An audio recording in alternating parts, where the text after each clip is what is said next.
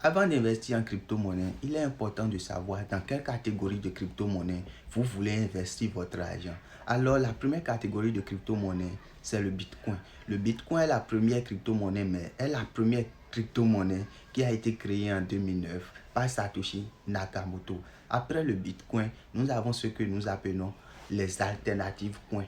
Les alternatives coins ou altcoins prennent en compte toutes les crypto-monnaies qui ont été créées après le Bitcoin. Alors, après cette catégorie que nous appelons altcoin ou alternative coin, nous avons la catégorie des tokens. Les tokens sont des crypto-monnaies qui ont été créées sur des blockchains préexistantes.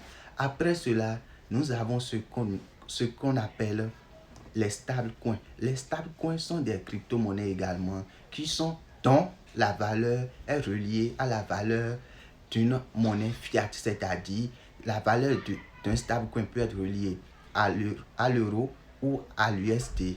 Mais de même, la valeur des stablecoins peut être reliée à ce que nous appelons des métaux précieux, comme l'or. Ainsi donc, je vais vous donner quelques exemples de stablecoins. Nous avons l'USDT, le BUSD, l'USDC, mais comme stablecoin relié à matière précieuse, nous avons le Passgold, qui est une crypto-monnaie stable et dont la valeur est reliée directement à l'or. Après cela, nous avons la catégorie qui suit, c'est-à-dire les tokens de gouvernance.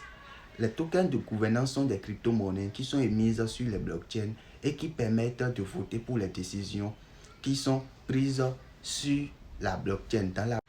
Maintenant que vous savez les différents types de crypto-monnaies qui existent, vous devez réfléchir à la catégorie dans laquelle vous allez investir votre argent.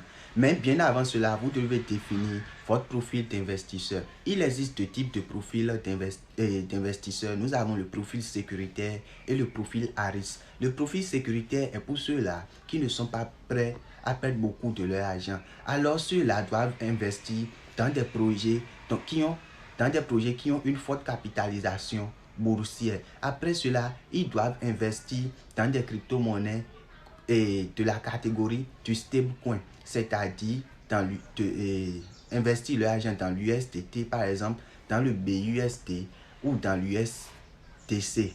Voilà, ou dans l'USDC. Maintenant, lorsque vous investissez votre argent dans l'USD et dans les stablecoins, vous vous demandez alors, mais pourquoi? Parce que j'avais dit auparavant que ce sont des crypto-monnaies dont la valeur est directement reliée à la valeur des monnaies fiat, soit l'euro, soit l'USDT ou soit aux métaux précieux tels que l'or.